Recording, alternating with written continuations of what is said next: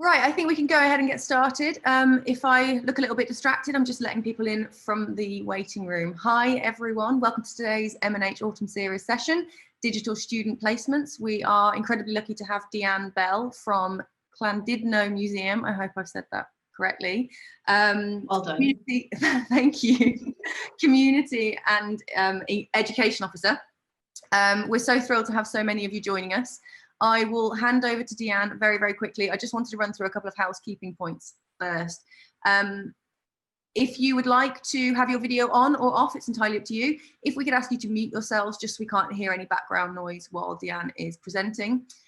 You can also change your profile name if you would like. If you just hover over your video, the 3 dots, and you can rename and add your organisation name if you'd like to, so that when you're communicating in the chat, people know where you're from. Regarding the chat, by all means, add in there if you'd like to introduce yourselves and say hi to the group. I see that David, you've already done that. That's great. Obviously, we want to have a really participatory session, so do share any information or questions in the chat. When we get to the end of the session, I will put any questions that have been asked and not covered during the session to DeAnn at the end. Running time, we're looking at about an hour and a half. That will vary, obviously, depending on any questions asked and elements throughout the session. If you need to go, by all means go. There will be a recording. This is currently being recorded now, and the recording will be available on the website exactly where you found the sign-up information. I think that's about all I have to say on the subject. So what I will do is I will pass you over to our presenter today. DeAnn, if you'd like to take it away, that'd be great. Thanks so much. Sure. Thank you. Good morning.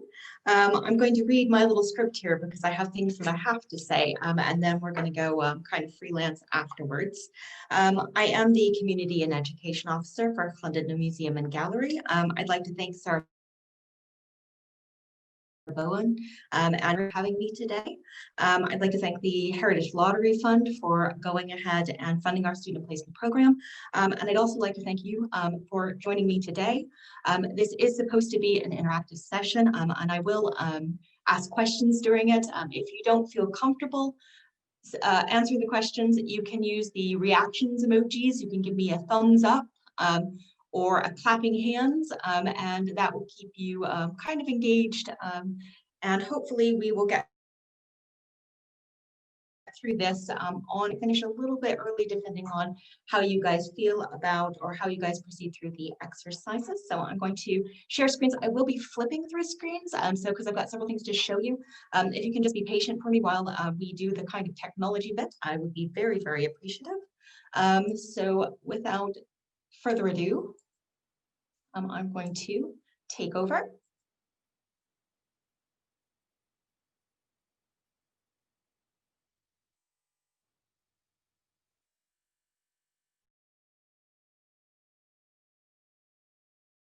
There we go.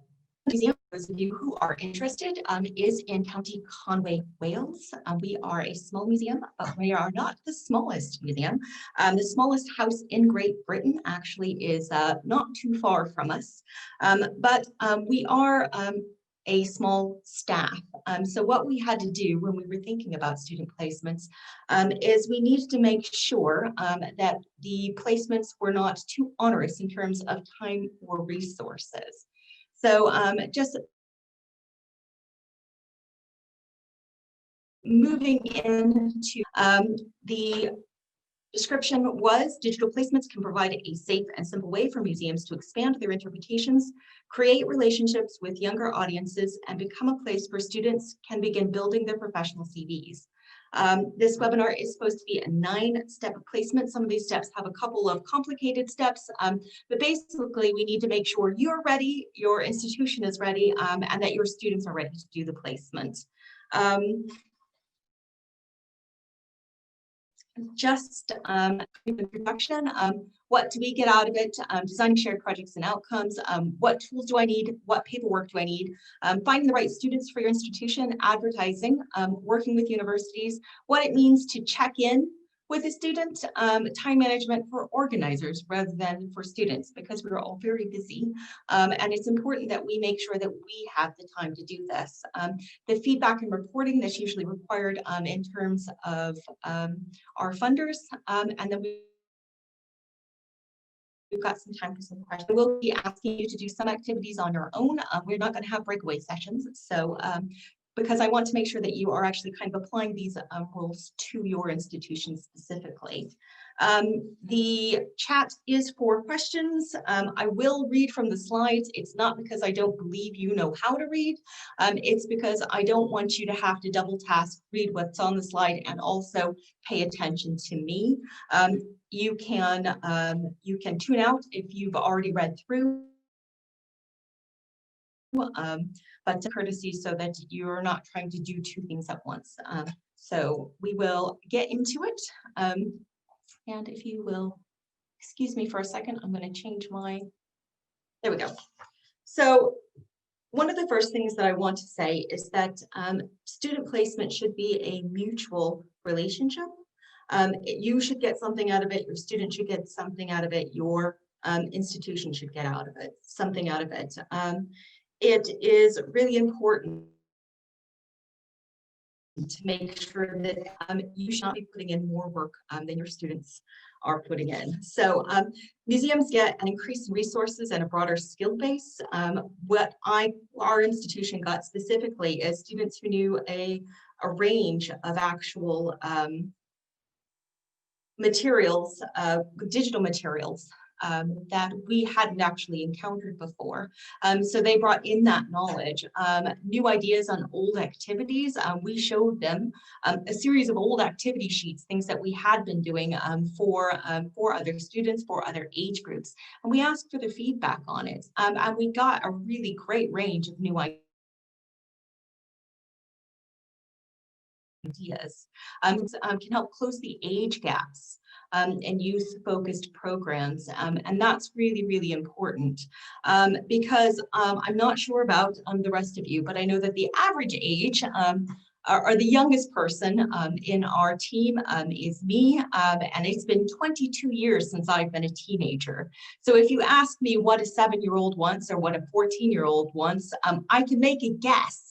But I'm not going to be as good as somebody who is closer to that age. That's why we use focus groups. And you're in the focus group, a way to kind of look at things new. They explore new interests. You get to explore their interests, which is great. And you get an opportunity to work in the wider community. They always want to include more people. I'm not sure what it is with students, but if you give them a project that requires 2 people, they want 6. So it's quite exciting to see how they want to work in the community. The students themselves get, of course, work experience in a professional environment. We do treat it as if it is a job. We treat them like they're freelance. At our business. It's a self-led project management experience. They set their deadlines, they set their project up, and we guide them in that. We don't tell them what to do, they tell us what they're going to do. It's self-led learning opportunities. They get to explore new interests. They also do a lot of research into things that they were already interested in. But I think that's a bonus. And at the end of the day, what we do offer is a professional reference for their CV. The opportunity to read through any applications they're going to put in for higher education. So if they're going to apply to a master's or they're going to apply to a PhD program and they want somebody to look over that application first, I offer that in exchange because I do believe that, that this is an exchange. So when we're talking about designing shared programs and outcomes, the things that we're kind of looking at is making sure that what they're creating is actually usable for your museum.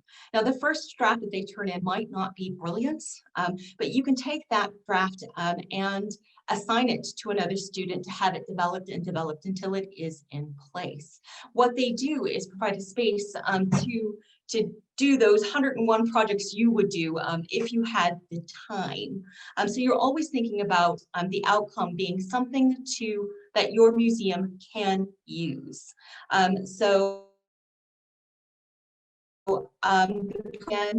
it's volunteer based, meaning that at any time, if they want to stop what they're doing, we absolutely let them. If they need more time, we treat them like a volunteer, like a freelance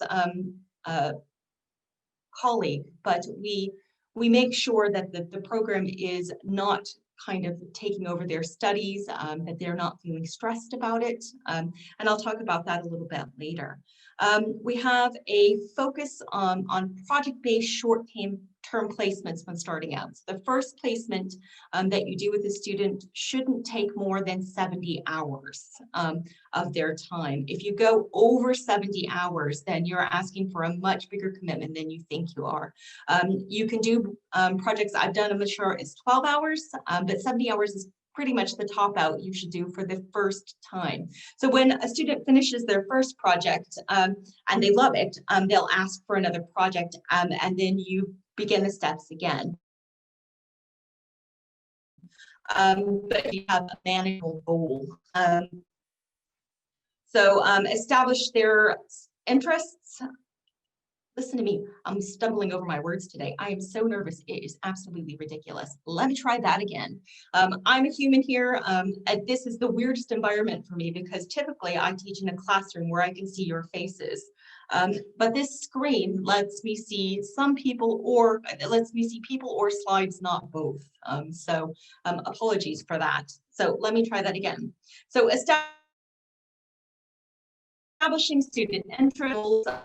Suggest projects, but don't assign them. They will come up with their own project if you talk it out with them, and their project idea is usually a lot better than yours for some reason. Allow the student to decide which project they want to pursue. You give options, they make decisions. Be honest with them about resources. A lot of the times they do want to do an all singing, all dancing project, and it is great that they have that much kind of interest in it, but make sure that you're breaking it down in smaller steps and parameter. And you can always assign a next step, but you can't, if you start taking steps away, they get a little bit discouraged. And treat them like a respected colleague, not a student. Most of them are almost an adult at this time. They don't always know what they're expected of them. So I have had students come in to a meeting like we're at today in their pajamas. I had one eat lunch during our conversation, and I just had to stop and say, hey, we're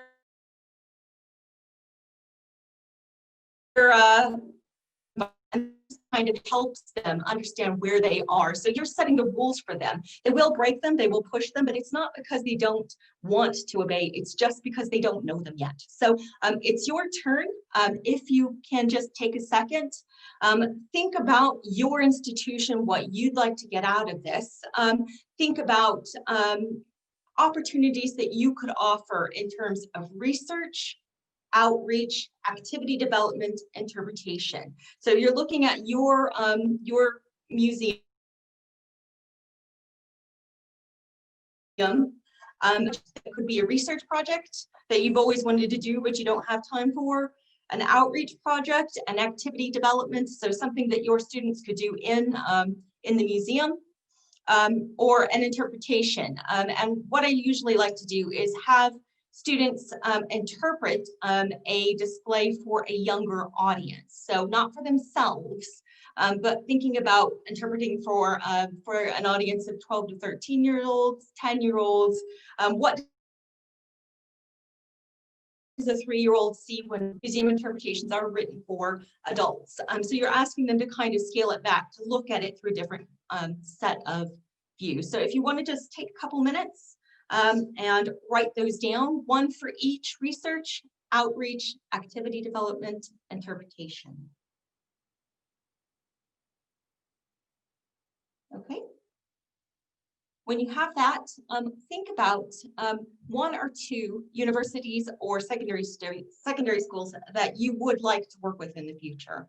It could be a school that you went to. It could be a school that comes in often to the museum. It could be a university that's nearby. Think about colleges, because colleges often have students who need a placement. So just thinking about your area, your locality,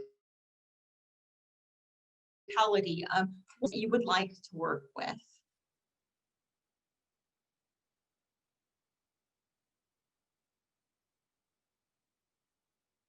And if you can give me a thumbs up when you have that done. So what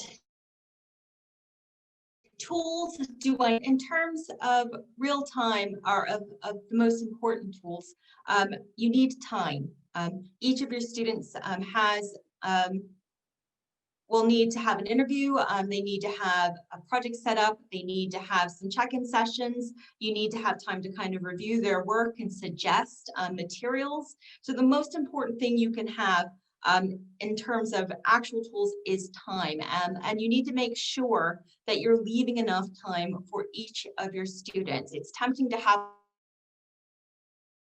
loads of them at first, but you need to make sure that you're leaving at least an hour a week per student. It seems like a lot, I know, and most of the time they won't use that, but if you have more time than you need, then you won't get caught short. You do need insurance to have them even on digital placements. So it's the same insurance that you have for your regular volunteers.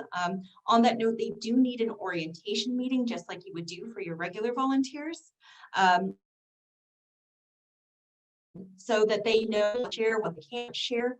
You both need computer access. You can see that right now, my computer every once in a while freezes dramatically and you miss a couple of my words. It's not ideal, but making sure that you are at a place where you have connectivity. You need a list of potential research areas, which you have now just made. You need a volunteer application, and the volunteer application becomes the first kind of task for your student. If your student doesn't turn the volunteer application in good time, so you send it out on a Wednesday and you don't get it for 2 weeks, then that student's not ready for placement. So that's their kind of first gate to go through. They request the application, we send it out, and then they need to turn it around in good time. They need to have thought about what they wrote on there. So if there's a load of typos and that sort of stuff, you can excuse it, but make sure that you discuss it with them so that when they go to their next job, they know to take a little bit more time and to pay a little bit more attention. Agreement, which we'll see in just a minute. You need Zoom or another chat-based program, which I assume you have if you're here. And the last thing you need is a satisfaction survey. So the satisfaction survey, there are times when creative surveys or creative responses are necessary. This is not one of them. It needs to be bog standard. Did you enjoy it? What did you learn? Would you do it again? You know, give them a place to type in anything. But what this survey does is kind of provide a baseline when you're starting to do your reporting on what students are doing, how they're enjoying it, whether or not the methods that you're using are working. So this is not the place to be creative, unfortunately. This is a place to kind of get that reporting line done. Personal skills, of course, any teacher is interested in student development. Now, we want them to provide something that the museum can eventually use, but what you're looking for primarily in placement is moving the step they make, is to understand that they wouldn't do that project like that again. That is perfectly acceptable as an outcome. You are the teacher. You need clear communication, meaning that if they've done something that you don't like, you need to say so. But if they've done something you do like, you need to say so. So every time they do something, it's kind of like, it's not dog training, that's the wrong word for it, but it is kind of motivational training. Good job. Thank you for doing that, thank you for acknowledging that they are actually working with you, working for you, and doing something completely on their own back. So project management, you're teaching them how to manage the project, but you are also managing loads of them. And they are a little bit like herding cats at the beginning, but they get into the rhythm of the work. So you yourself need to know how to do project management, and you need to encourage them to develop those skills. Empathy, they are dead afraid of you when they come in. They are terrified of you. You get to know if they even like coffee at that point. So what you're trying to do is break down that barrier. And that's something that is different when you're teaching a digital placement as opposed to teaching an on-site placement. They don't feel comfortable when they first come in to chat with you, to have that kind of water cooler chat. They don't feel comfortable enough to tell you if something isn't working for them. They're just going to say, yes, okay. And you need to watch them. Is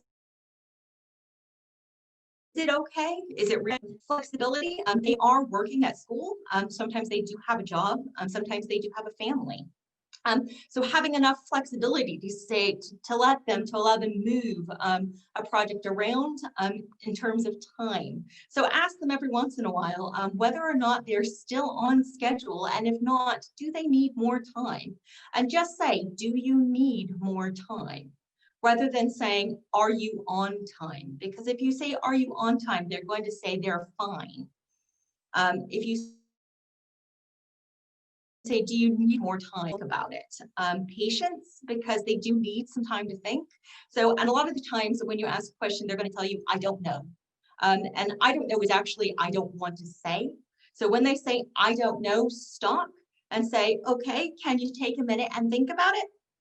And then be quiet, because that silence drives them insane. And they have to fill it. And eventually they will come back with an answer. But what you're doing there is trying to show them that you're listening, that you care about what they have to say, and you're actually asking them to take some ownership of the project. So we'll go on. This is just the paperwork. Oops, sorry about that. So again, if you're going to work with a university, you're going to have to do a risk assessment. It's bizarre to do a risk assessment for a digital placement, but I don't make the rules. It is not your responsibility to make sure they're working in a safe space. It's their responsibility. It's the university's responsibility. Your responsibility to make sure that they are aware of the policies and the procedures in your institution. They're aware of what they can and can't share. Just that sort of stuff. Insurance, we've already talked about. So what is in a volunteer student placement agreement? It's an informal agreement. It's their project outcomes, including other duties. And I say other duties because for all of my placements, I require my students to keep a timesheet for how much time they're putting into the project. And I require them to write a blog with me. And I tell them that I'm going to share that blog, and that blog helps me promote it for the next students, but also helps them kind of assess or write up or summarize what they're doing. I can also use that blog then when I report at the end of the project on whether or not I felt the project was successful. Their rights as a volunteer, they do have rights. They need to know them. They're not going to know automatically. How the museum might use their work is very important. Are you going to publish it? Where is it going to go? Do they want their name on it? Are you going to use it? If for some reason they decide they don't want you to use it anymore, how can they contact you? How long the placement lasts? So usually you ask them to tell you how long they think it'll take. And they'll first give you an estimate where you think, not even God could do it in that time. And just say, okay, write it down, and then start to allow them to ask for more time. Okay. The check-in agreement, so they agree to meet it with you either once a week so that you can check in with them. And we'll talk about that a little bit more later. What to do if they're ill. or unable to complete their work, and who to talk to if they have a grievance. So if for some reason you guys have a breakdown in communication, where do they go next? They do need to know that. You have to let them know about your GDPR policy, and then what you're going to do with that information in terms of reporting, what you're reporting and what you're not reporting. And they sign off on that. So I'm going to do some flicking around here now because I'm going to show you our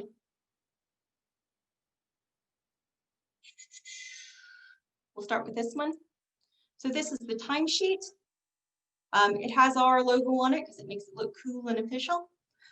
Their responsibility is to put the date in, what project or task they're working on, how many hours they spent on it. And what that can do is at the end of the placement, if they didn't get to where they thought they were going to get, we can discuss what on. So it's an assessment tool. It also helps you report at the end of the month how many volunteers you have working for you and how many hours they put in. They turn the this timesheet in at the end of the month or at the end of their project, whichever comes first. Most of them do usually take 2 months, so I usually get 2 timesheets.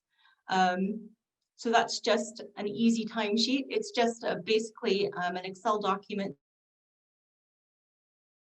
pasted into a Word document.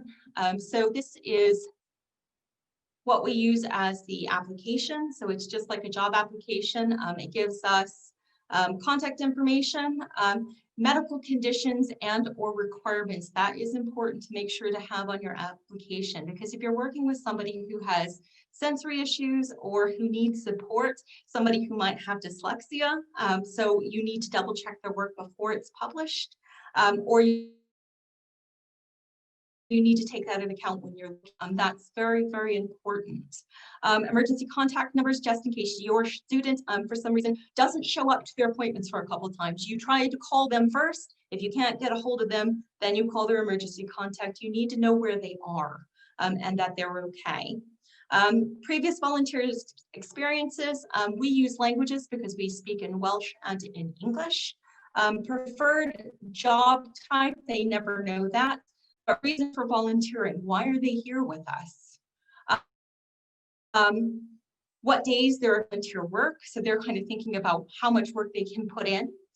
We don't have to use all of those hours, but it helps us kind of schedule our appointments. How did they hear about us so that we know where our advertising is working?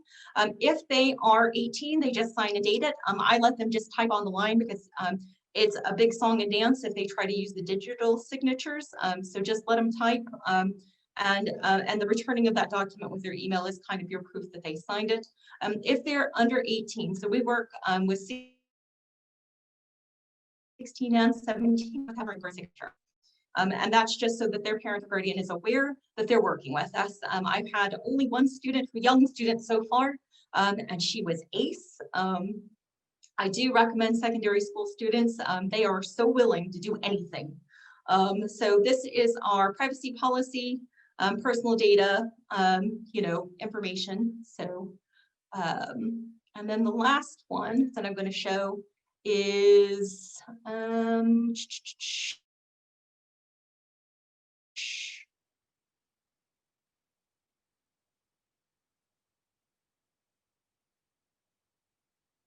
just give me a sec,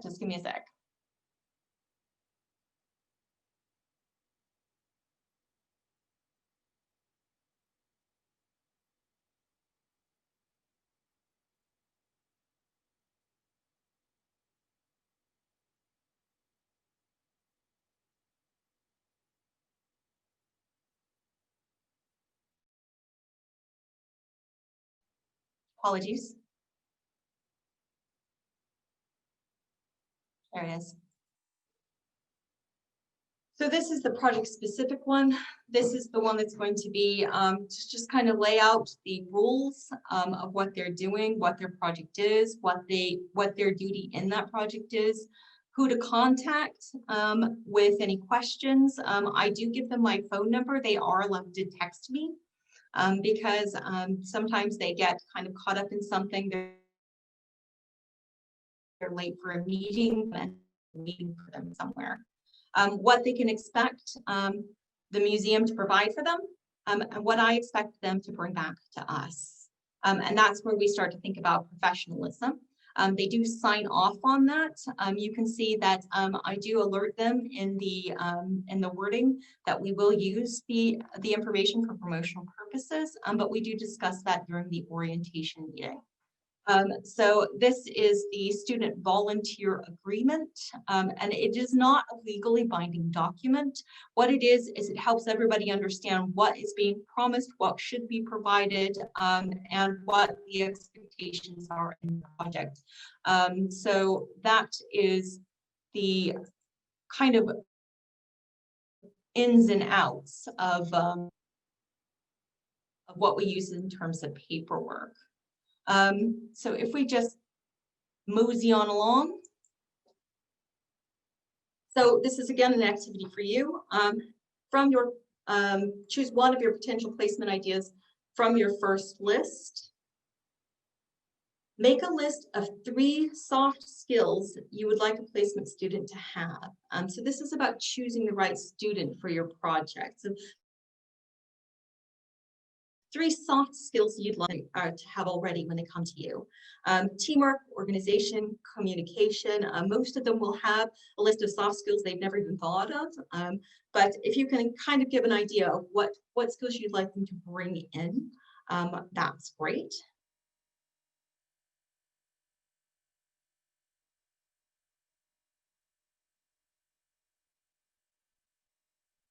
Then a list of 2 job skills you'd like them to bring into a project. And they're kind of like a wish list. So you're thinking about, do they have familiarity with social media platforms? Sometimes we assume they do, and some of them don't. But if you need it for the placement, then you need to make sure that you're listing it. Are they familiar with software? Can they use a computer already? What you don't want to do, what you don't want to be doing is having to teach the skill, then teach the research, then teach the placement. So you're kind of looking for students who already have some basic skills for job application. If they interview brilliantly, you think they can do it, and you feel like you can teach the skill, then go ahead and offer them the place. But having an idea of what the basic skills you want them to have before they come in will give you something to send to the universities and to the secondary schools so that they can think about how the placement's going to work. And then with that information, we're not going to write it here because it takes it pages, but that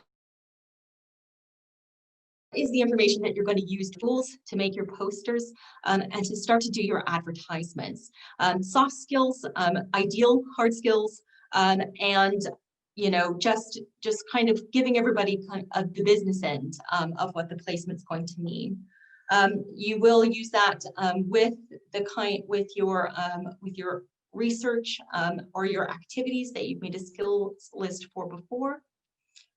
So when you're going into advertising, so you need to recruit in order to even start your placements. So the places that we go are social media. And these are basics, everybody knows these. Your social media posts, I'm not sure if you have noticed, but sometimes you post something and the same 7 people like it every time, and you're not getting it anywhere. And this is particularly kind of frustrating when you're looking for placement students. So my advice to you is to interact with the school's social media. So they will show you what they're doing. Just go to the school, go to the university, look at what they're posting on Twitter, on Instagram, on Facebook, join their Facebook group, like their posts, share what they're doing. And then when your placements come up, they're following you, you're following them, they're aware of the placements. It is a relationship building in social media. You do have to interact with other entities in order to be interacted with. So In universities, to approach a specific person, an email person. You can get their emails, their contact lists, usually from their website.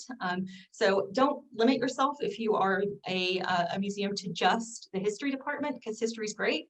But they do have computer and IT experts. They do have scientists. They do have psychologists, social. They have a range of students. Don't limit yourself to one base, one department. Send them a poster. If you send them a poster, they print it, they tack it to the board in the hall, and that's where you get your students.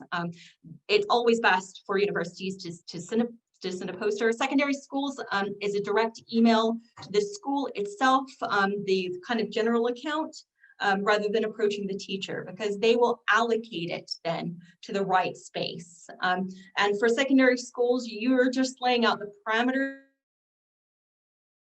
You can send them a poster to print them, so it's a bit of a waste of time. So you just give them a quick summary of the placements you're offering and when the applications have to be in and who they need to contact to get an application, and then you're done.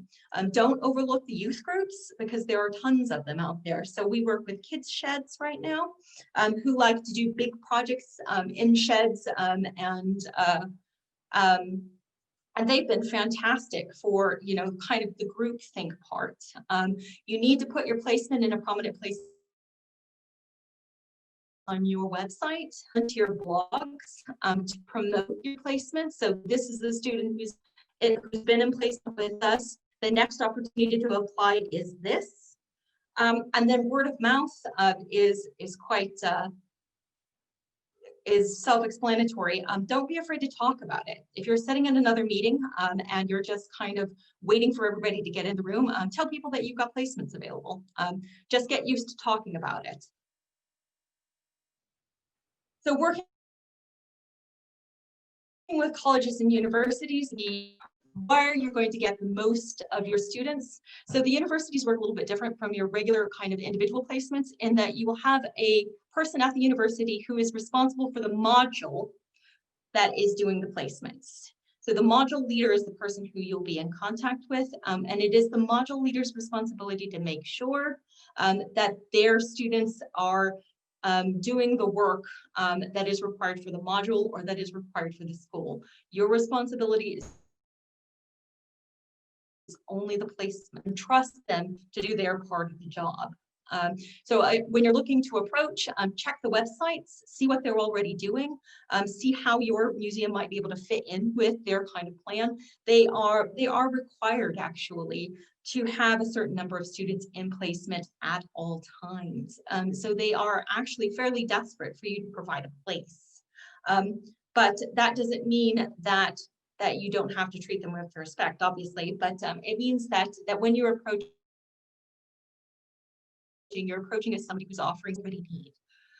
Make your approach specific. What are you offering their students? What are you offering the university? So one of the things they do like me to do as a placement officer is to write up a little report at the end telling them how the placement students behaved during placement. And then if they behaved well, they share that on their social media site to show that they are engaging and that they are building job skills. Keep the lines of communication open. Once you need, approach another member of staff or department. It's not rude. Having worked in the university before, it is absolutely not rude to go to somebody else and say, hey, are you interested in doing this too? And kind of changing your lines of communication, moving through departments. They are quite possessive of you, so don't be surprised if they don't want to share, but just assure them that you have enough placements for a certain number of students and that you are considering them for them. Keep records specifically. So when you have a verbal conversation and you need them to do something else, follow that verbal communication up with an email, because I'll guarantee you they'll say, yeah, somebody will come in with a student crisis and then they will forget what you've asked them for. If you followed up with the email, they can keep up with what they're supposed to be doing. You know what you're supposed to be doing, and everybody's on the same page. Know how many students you can manage easily.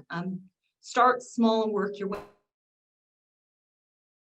up. I recommend, it doesn't sound like that many, but you'd be amazed when you're first getting your program started how much time 3 students can take up.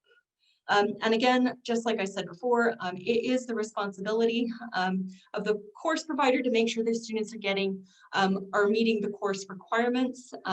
Your students need to bring you the paperwork. So if they need something signed off, they bring it to you. You sign it off, you give it back to them, they take it to their course leader. It's not your responsibility to do their paperwork for them. So kind of remember that they're working for 2 institutions. They are universities are great. I have had a really, really good time working with them. I have 11 students right now that are in placement, and 11 is my top out. I wouldn't want to do any more than 11 by myself. And I know it doesn't sound like very many, but they take up some time. And then 6 of them are actually managed by one teacher, 2 of them were managed by another. But the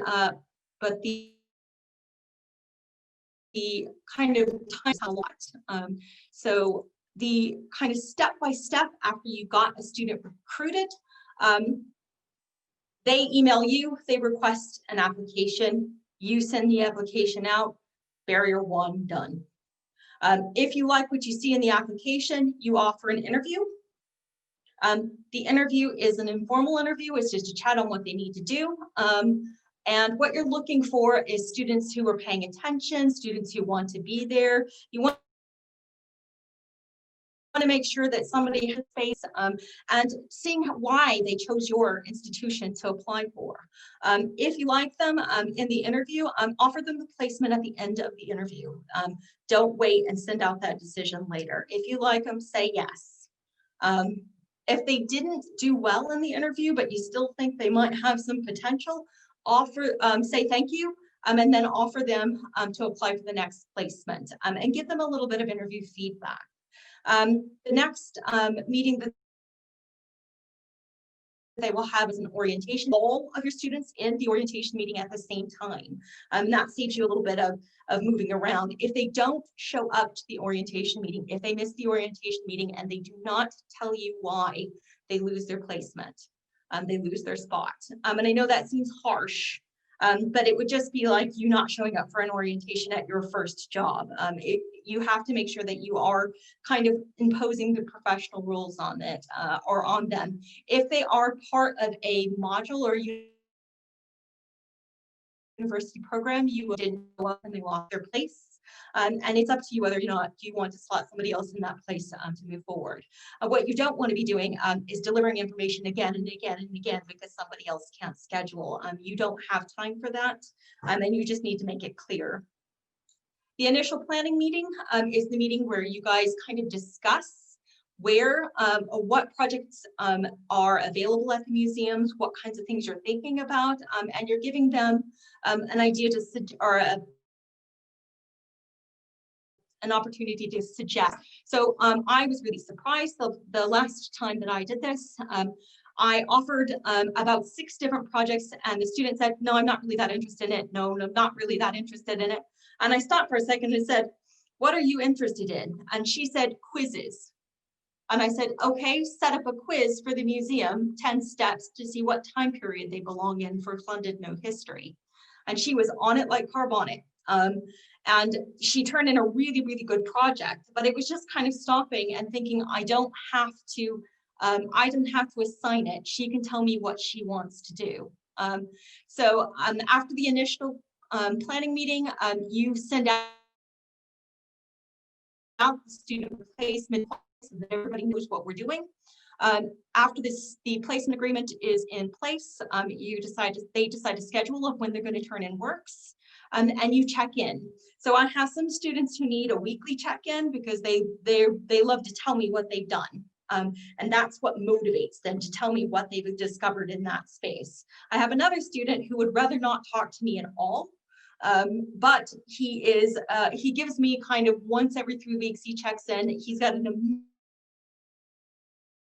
amazing range of reasons need me to time manage for him. He's got it on his own. His motivation is the research itself. So make sure that those check-in meetings, they're not prescriptive. They are really just to check in to make sure that the students have what they need to do the project, that they're still happy to continue with the work, and that they don't need any more time. They do a final project presentation for feedback. So they show me the end results of what they do. It's either a submitted piece of written work, if they're doing a blog, it's a worksheet sometimes. One of my students put names written by other students to music for me so that I could use them as part of an exhibition. So, let them present the work to you, let them tell you how it was going, how they feel about it, what they've changed about it, if they had more time. And just give them a chance to show you what they did. So the project presentation, if it gets the thumbs up, then they do a project submission. So they submit it to you, and then their hands are clean. You do one meeting after that, which is a feedback session for both of you. You tell about the placement, what you were excited about, what they did well, concentrate on those positive things. What did they do well? And then you let them tell you what they'd like you to do or what you could do for another student to make the placement easier. Just what you could do, and make it personal. So one of the kind of barriers to digital placement is not being able to get that physical feedback. So you're in your placement interviews, you're making time to chat. If you say, how was your week? And they say, fine. And they say, how was your week? And you say, fine, then you guys are never going to have a relationship. When they ask you, how was your week? And your week looks like, holy crap, tell them, be honest. And what you're doing is you're building rapport. You're treating them like a person, and that allows them to treat you like a person. You're both being honest. For organizers, I love my little graphic here. We talked about before, make sure that your paperwork is set up as a template before you advertise, so that you're sending out the same paperwork to students every time, that you have a process in place for how you're going to do the placement. That just makes your whole life easier. When you get the paperwork back, you create a folder for a school and a folder for each individual student. You put all of their paperwork that has to do with them or their project in that folder, so that you can go directly back to where you to know what they're doing and how they're doing, and if anybody else needs to find them for some reason, if something happens and you have to pass the work on, that information is really clearly set out. Have an honest look at your calendar and decide how much time you have for placements. Digital replacements again require check-in sessions, reporting, and resource allocation. Don't let your boss tell you that you can do it. Look at your schedule and make sure that you can. It's a partnership. Your students should respect, don't show up to their initial meetings, they lose placement space. But at the same time, you need to respect their time. If you set up a meeting, you show up. Set a schedule for check-in times, dates. I put them in my diary as an appointment, so that I can open up my diary and see exactly how many people I need to see that day. I try to confine them to 1 day a week. That way I'm not constantly interrupting my other work. Have your students confirm what they have agreed after this. Have a virtual check-in session. You agree to the next steps that they're going to take in their project. You check in to make sure that they've got the resources they need. Have them follow up that meeting with an email to you, just like you do for the universities, to tell you what they heard, because sometimes they don't. Sometimes what you said and what they've heard are two different things. Just as kind of a next step, thinking about what you've heard so far, I'd like you to take about 5 minutes right now.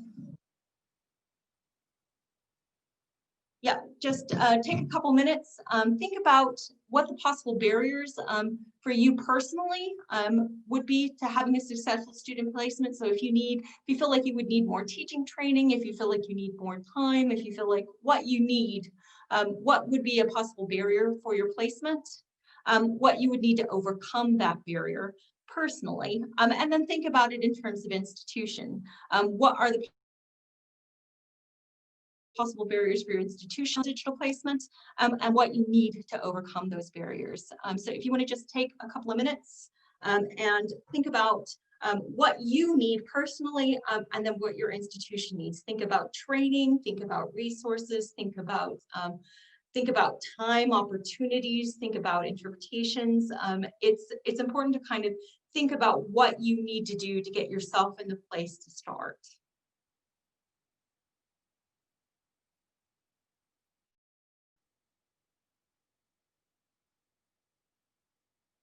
Brilliant. So one of the barriers before I started is that I didn't have any familiarity with students under the age of 16. So most of the students that I worked with were 16 or over, because I was a university lecturer, and I didn't know anything about what a 10-year-old would want. So what I had to do as a personal preparation is to go and look at places like kids and museums, to go look at some classrooms, to go look at some TED videos, and kind of build my confidence up in that area of myself out there. And before I started to try to tell another student how to talk to a student that was 10. So that was a personal one that I needed to overcome. For my institution, one of the barriers was when we started our digital placements, our entire collection was in storage. We had a refurbishment job. Our collection was in storage, and we didn't have anything actually. We didn't have any kind of idea of, or we had ideas, but we didn't have our interpretations in place so that we could respond. So that meant that we had to do, or that I had to think about what we would need in the future, and what would be useful even if our interpretation or if our collection wasn't back in. So things that could be presented online, or could be presented or shown even without our collection in place or without our museum open. And a lot of us are facing this now when we have the lockdowns where we can't have an audience in. It means that the kind of things that we create need to be something that can still be shared, because that's the instant. So what I did to kind of overcome that is actually kind of surrender control of the projects to my students and ask them what they knew about Llandudno Museum. So the first things we worked on actually is how to get the word out there. What did they know about Llandudno Museum? Had they ever been there? What did they like about other museums? So our first projects were kind of getting our name out there. So that was for you. If you could have anything, or all the resources that you needed for this project, what do you need? Because it's always best to ask your institution for exactly what you need, but also sometimes a little bit more than you need. That way you're comfortable. So these are my awesome physical student placements. Or my placement students. They're taking pictures of our collection coming back into the museum. What they did, they weren't digital only. They came in for 2 sessions. They took a load of pictures, those pictures into professionally edited collection pictures that they allowed the museum to use later. So that was kind of an integration of on-site placement and digital placement. So in check-in sessions, what you're thinking about in check-in sessions is not checking on the progress of the work, but actually thinking about how the student there is doing. So and they'll tell you if they're stressed or if they've watched YouTube all week, or they're really kind of brutally honest once you get to the check-in session point. Are you still enjoying the placement activity? So if they hesitate, if they say, I'm not sure, or I am kind of investigate that question. What's stopping them from enjoying it? Do they need more information? Are they not sure where to look? Are they not sure what to do in terms of the activity?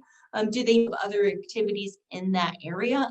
If you ask them if they're still enjoying it, they will say yes initially. They always say yes. And then I say, do you have the resources you need to complete your work? And then they can start to tell me, I'm not sure about this. I'm not sure about that. I don't know about this. I'm not sure about my level. What they're really almost always telling me is they don't know what level to perform to. And in that case, what I do is I send them work that another student so that they can see what has been produced before. When I was first working with them, my first student, she produced a 10-picture slideshow as an art gallery tour. And she kept using a word. She said, I like the movement in the piece. I like the movement in the piece.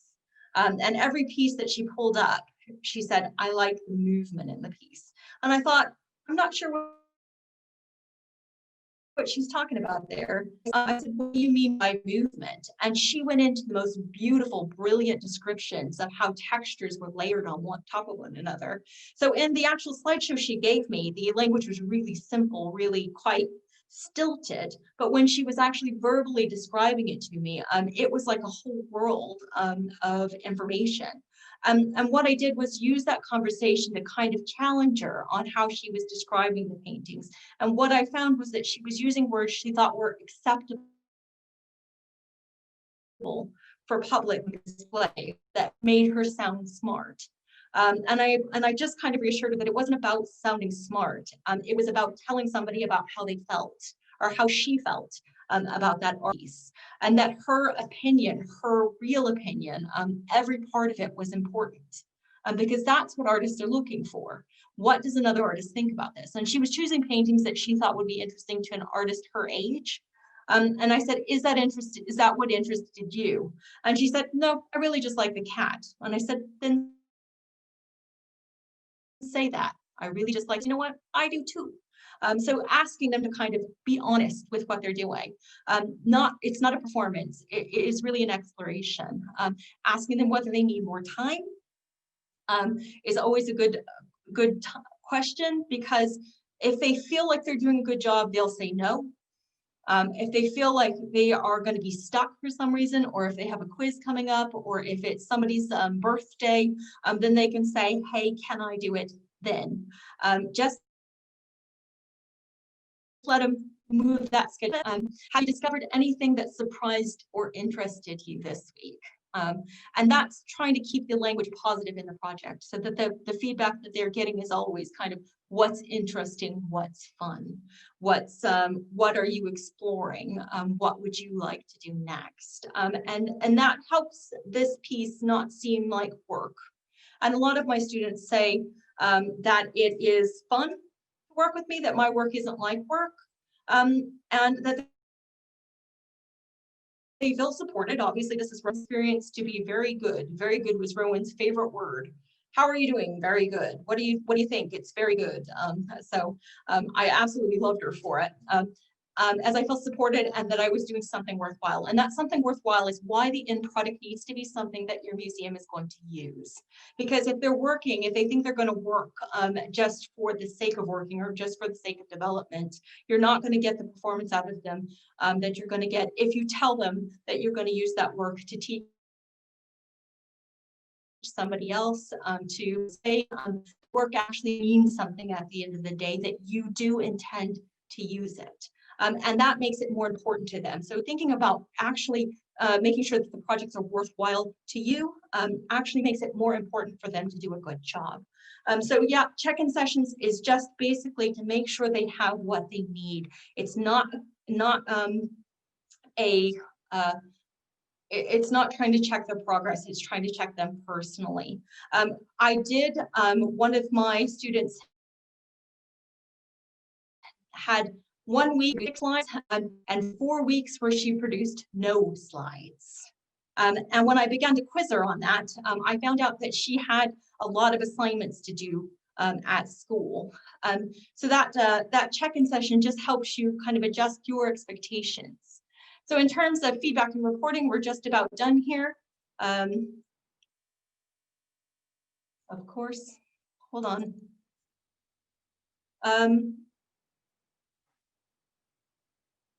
Ask your students what kind of students they would recommend this placement to. And so that lets you know who you're talking to. Track your student numbers, completed placements, active placements, incomplete placements.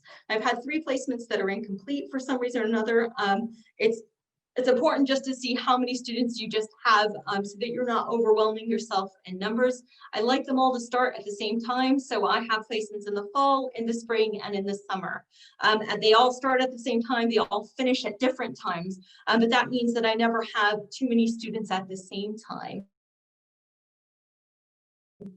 Keep a record of the script and your contacts there. And that's for yourself, but also in case you need somebody else to help you out if you're on holiday. We know who to contact. We're sharing that information. For university placements, write a short email for the placement director outlining what worked well in the placement and what might need developing in the future. Copy yourself into that email and your student if it's appropriate. And that will give you some room to kind of write up your report at the end of the session. Use the student check-in and your notes to report. Respect confidentiality. I did have a student who didn't mind her first name used, but she didn't want her last name used when we put things on the website. And I completely understood that. I had one student who preferred not to have her name on her worksheet at all. And again, that is up to her. But you know, when you're reporting, kind of really thinking about that confidentiality, what was told to you as a method of kind of being friends, and what was that is safe to take into report. You guys are all professionals, so I'm sure you don't need that. Have your student complete the blog about their placement. I do recommend that as a way of kind of keeping that promotion up and kind of keeping people aware that your placements are still happening. And then at the end of the day, you're going to use that general feedback survey just to kind of create a baseline for reporting. That way that everybody's kind of answering the same questions. I know that there are some institutions for funding that and in this one instance, I absolutely agree with that. So that is basically digital student placements in a nutshell. I did trot you through quite fast. So if you have any questions, now is the time to ask. Thank you so much, DeAnn. That was incredible. There was so much detail in that, and the fact that you shared so much so openly was absolutely brilliant. The feedback in the chat has been fantastic as well. People have really, really enjoyed hearing all of this information. I do have a couple of questions. Firstly, someone posted, they find it difficult to tell their volunteers if their work isn't up to scratch without affecting their confidence. Do you have any suggestions for how to handle that? Yeah, it is difficult. The best advice is not to just go back and say, well, actually the best advice is to start out the conversation with, how do you feel the work is going? Because a lot of the times they already know that it's not up to scratch, that they're not getting what they need to. So ask them how they feel it's going, and then make some suggestions on how they can improve it. So rather than saying they're not doing it very well, say, have you thought about adding some graphics? Have you thought about reading this website? Have you thought about maybe integrating the language? I did have a student who was really good with ideas, but she wasn't very good with words. So when she typed up her stuff, and I said, do you think it would be helpful if somebody read it before you sent it to me? And she said, yes. And I said, do you have somebody to read it? And she thought about it for a second and she said, yes. And I said, good, well, let's put that in place. So it's just about kind of forming that feedback as questions, as suggestions. And a lot of the times they will know that they're not performing quite right. Every once in a while, you'll catch a diva, somebody who doesn't like to have their work fed back on. Don't take it personally. They will throw a tantrum. A professional tantrum, we've had professional people do it, students do it too. They throw the tantrum, they're mortified. You can say, well, we'll leave this here. We'll talk about it at our next meeting. Give them a chance to think about it. When they come in, they will be contrite usually, and you guys can just pick it up from there. It is their personal work they feel, and they will take it hard when you're making feedback. So just kind of being aware that this is their baby basically, and not taking their responses personally, because it's not meant for you. Great. Perfect. Again, a really thorough answer. We really appreciate all of this, DeAnn. Another person asked how to keep students motivated during digital placements. I think they found that their students sort of tailed off of interest towards the end. My guess is that it's somewhere to do with that check-in session that you highlighted as being so important. But what would you say is the sort of key to that? Make sure that they know why they're doing the project, what their outcome is, and make sure that you have a time limit on it. So a lot of the times students are very deadline motivated. So we're talking about letting them set up their own deadlines. So if you feel like they're not really, they're into it, that by next week, and they'll say yes. And then there's a deadline for them. They know it has to be in by next week. So kind of just keeping on top of the of when you're setting deadlines, of when you expect work in, and in those check-in sessions, make sure that they are making progress. And if you don't see that progress being made, question it. Are they busy right now? Do they need to take a break? And that's something I didn't say, but you should give them an option. Let's say they have, because they're going to have exams coming up. To be and sitting for exams, you don't want to compromise their schoolwork. So if you see kind of a lag there, ask them if they need to take a break. 1 week, 2 weeks, I've given a student a month off, but when she came back the next month, she was on it. So giving her that kind of freedom to say, I'm overwhelmed right now, let me take a break, and then letting them come back. And typically they will come back if you give them a break. Yeah. Thank you. If anyone does need to go, I'm seeing a couple of people being like they have to shoot off. Don't worry, this is all recorded. DeAnn has also said that she'll share her slides, so you'll have all of that. The things that she isn't able to share are the contract or the version of the agreement, but you did get a good look at it and it will be on the recording as well. So all of that will be posted exactly where you found the access details to join this session. If you are okay, DeAnn, I do have a couple more questions just to go for it. Oh, brilliant. You mentioned about starting small. I don't know if everyone else's sound went a bit weird at the moment, but I think you said 3. Was that sort of the ideal number that you think is a good number to start with for someone starting from fresh? Yep, start with 3. Start with 3. 3 gives you enough variety that you know what it's like to kind of juggle the 3 schedules around.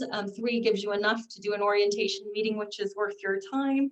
And it gives you a chance to kind of very intensely focus on developing your rapport, developing your projects.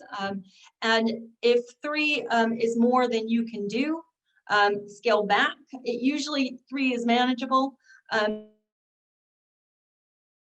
But that will let you know that one university asked if they could send 12 students at a time. 12 students, I told you already 11 was my maximum number. I know for a fact that I can't do 12 students at a time. So that tells me how many placements I can allot for each school, because you will work with more than one school. So you're kind of thinking about 1 placement per school, 3 placements per university, so that you've got a variety. You can spread out a little bit. You're not getting everybody from one space. Yeah. Great. I would just like to point out there were a couple of comments in the chat when you said 11. People were very impressed that you had capacity for 11. Just like to point that out. I also found it really... I was a university lecturer, so fair enough. I thought it was interesting right off the bat where you set your stall out for what you expect from these students in their placement. Particularly, you know, if you set an interview and they don't turn up, then it's over. If you send out an application and they don't complete it in a timely manner, I think all of that is probably vital for establishing a really good working relationship with these people and people that are actively engaged and want to participate with your organization. Yeah. Yeah, it's I mean, there are some times, like the student who decided to eat her lunch while we were in the meeting. There are some times when you have to just kind of remind them that they are professionals and they're working with professionals. But for the most part, I haven't had many students. I've only had one student who didn't turn up for orientation. And that's, I've been running the project for over 6 months, and to have one student be the only, it's been really good. It's a good filtering method, and it helps them when they have to go into a working environment to know what to expect. So, so just kind of laying out those rules, those orientation rules, that's really helpful for them. Great. Also want to point out to the people that are on the call, someone has actually commented they are the employment officer and they are looking for placements for art history students. University of Birmingham, their details are in the chat and we will be exporting the chat, and again that will be available, so if anyone's looking for students, we have some art history students that are looking for placements. And then I also have another question that's come in, and it's from someone called Steph, and they're asking if you have any suggestions of what sort of tasks work well or don't work well for digital placements. She works in an archive, so most of their student placements are cataloguing research based, but they're not sure how to adapt that to a digital placement without doing a lot of digitization work first. So the things that cataloging is a difficult one, actually, as formally do. And I think that unless you give them access to the system and you're willing to support them in that one is difficult. In that space, I would think about what you, because most archives do outreach projects, they do research support projects. I would say the first task that I might give a student is to think about how the community could use the archive better. Have them bring you back some ideas on what you could, and then have them, because they'll bring you, tell them you want 5 ideas on how you think the community could use the archive better. They bring you 5 ideas back. You pick one of the 5 to develop as a project. So if you don't know where to start, ask them where they would like to start. So I know that some of my students are using the archives right now. One of them is looking at suffrage, so you can do research projects. For specific things connected to your archive, them to put together a slideshow of the 10 best pictures that you have in the archive, things that are really interesting. Thinking about kind of connecting it to an age group. So 10 pictures that students 16 years old would be interested in. And thus let them flip through the archive. Let them talk to you about what it's like to work on your digital archive services. Because I know that that sometimes they can get, it can be a little bit intimidating to know where to look or how to look. Let them bring the ideas to you, ask them what they could do to serve the community, ask them to look through your database, ask them to feedback on whether or not the database is user-friendly and what you could do to make it better.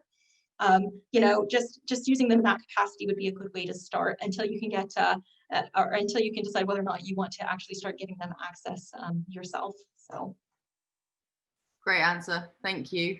I think that's all the questions from the chat that I think I've covered off. If anyone has any more, sorry, just reading a comment. If anyone has any more questions, by all means do add them into the chat now, but I think we will probably say that we'll stop that there. It's been absolutely fantastic. Thank you again, DeAnn, for taking the time to speak to us today. I have to say that the chat has been incredibly positive. You've really helped people. You've actually inspired people to get started on this. And I think that's really come across, your enthusiasm for this type of work in your presentation. So thank you, everybody. Like I said, the recording will be available. Once you get started, you'll be addicted. There you go. So thank you, DeAnn. Thank you everyone for joining us here. Don't forget to check back. We will be putting on more M&H Autumn Series sessions for completely free over the coming month. And we hope to see you back here again soon. Thanks so much, everybody. Thank you very much.